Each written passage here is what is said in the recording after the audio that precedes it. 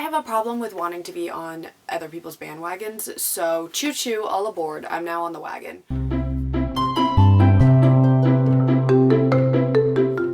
Hello, my sweet angels, it's your girl Jay, and today I am here with another book haul. I have collected 19 books, so close to that beautiful round number of 20, but they are driving me crazy sitting on my floor, so I feel like I need to haul them to get them off my floor onto my shelves, so that's what we're doing today. So without further ado, let us get started. I'm going to start with the books that were either gifted to me by people or I bought myself, because that just feels right in my heart. So the first two books were gifted to me by my boyfriend. He decided one day that we were going to go browse Indigo for funsies, and then he was like, hey, I'll buy you a book, and I couldn't choose between two books, so he was like, I'll just buy them both, because he is the sweetest angel in the entire world. So the first book is Grimstone by Sophie Lark. I have the second book on my Kindle, and I tried to get the first book, but I couldn't, and it was like a whole fiasco, so I've been wanting this book for so long, and so I was choosing between this one and the next one that I'm going to show you.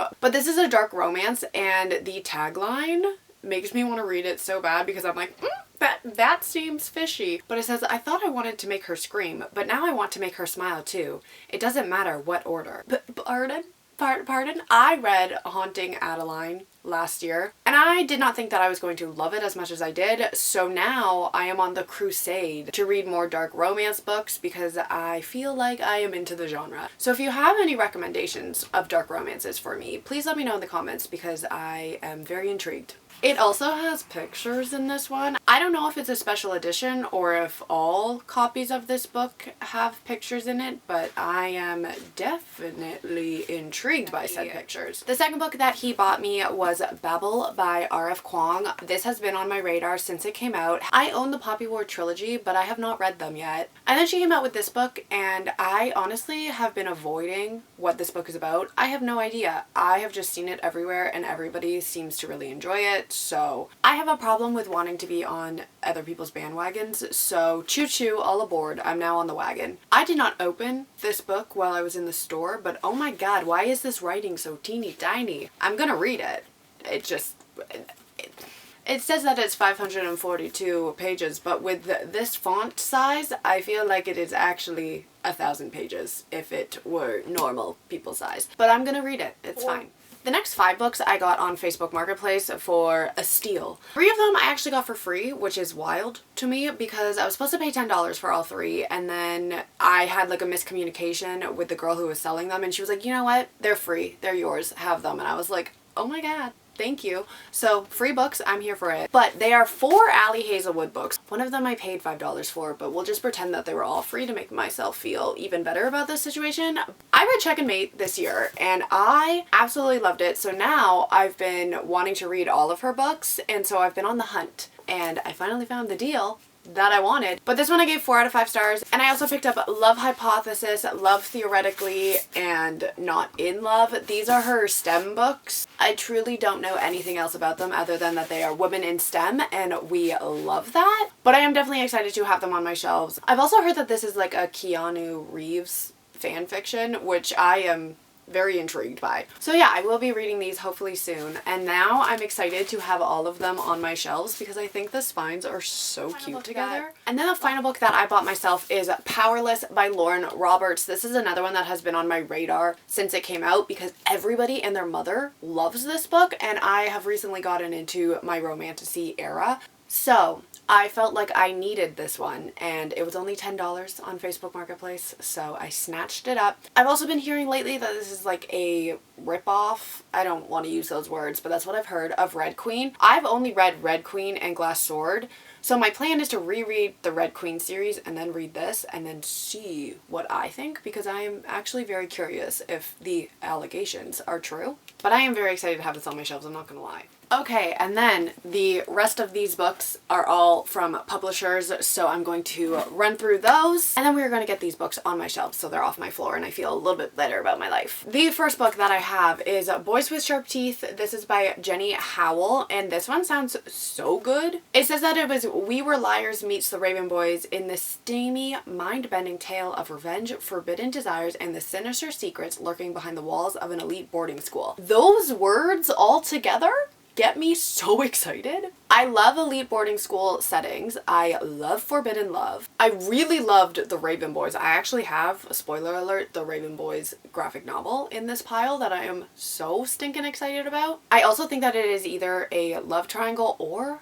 a like polyamorous relationship, because it says that this girl infiltrates Huntsworth to seek justice for her friend, but her quest is quickly muddied by a confusing attraction to her new life and to the two dysfunctional and depraved boys who somehow understand her better than anyone ever has. I really hope that this is like a polyamorous thing. So this book sounds like it was literally written for me. Next up, I have The Secret Year by Jennifer R. Hubbard. This says it has a forbidden romance, a secret journal, and unforgettable love. I recently read Things We Never Said by Sloane Harlow, and it kind of gives similar vibes to that. It's about a girl and a boy who were secretly dating for a year. They come from very different sides of town. One is a little rich girl, and then one is down in like the slums. They meet in secret by the river, and their chemistry is electric, exhilarating, and intoxicating. But then Julia, the girl, gets in a car accident. She is pronounced dead. Colt doesn't remember anything from that night, but then his memories start coming back, and he remembers a fight that they had. But then Julia's diary falls into Colt's hands, and all of her secrets come to light, and Colt is kind of left trying to pick up the pieces. Very similar to the Sloane Harlow book. I really liked that book as well. I gave it a 4 out of 5 stars, so I'm hoping that I also really enjoy this one. Next, I have Needy Little Things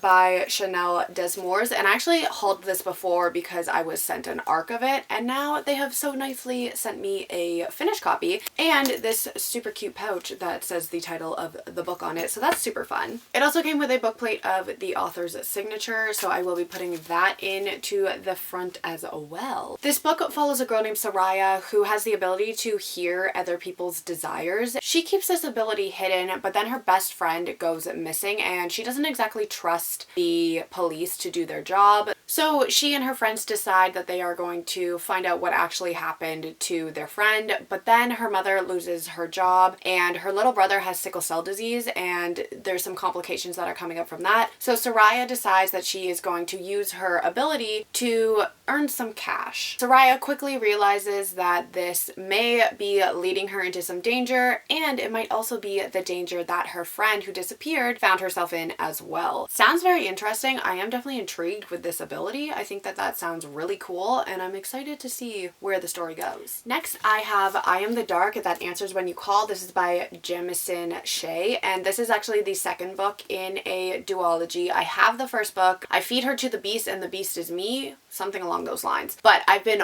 waiting for this because I knew it was coming, so I didn't want to read the first book until I had this in my hands so that I can pick up the whole duology and finish it in one sitting. I have heard nothing but good things about this duology, and I also just think that this cover is incredible. I am so excited. Next up, I have Pride and Prejudice by Jane Austen, but this is the special edition that I was sent by Bloom Stories. I am also hosting a giveaway, which I am ending on March 2nd, so if you have not entered that giveaway yet, please go down below and enter it. I will leave the link to that video, and you can get your own copy of this book. But the fun thing about this particular copy is that it is the spicy edition, so there are some spicy scenes in here that were obviously not in the first book. I think that this book is just gorgeous, so like I said, if you want a copy of your own, then go enter my giveaway. Next, I have On Her Terms by Amy Spalding. This is a sapphic romance. It features fake dating and friends to lover, which are two of my favorite tropes, so I'm very intrigued. It's also set in Los Angeles. Then I have Promise Boys by Nick Brooks. I've read this book. I gave it a 4 out of 5 stars. I was sent the hardcover copy, so I guess this is the paperback release. It is such a good story, and the audiobook is incredible. It features a full cast. This one takes place at a prep school where the principal has been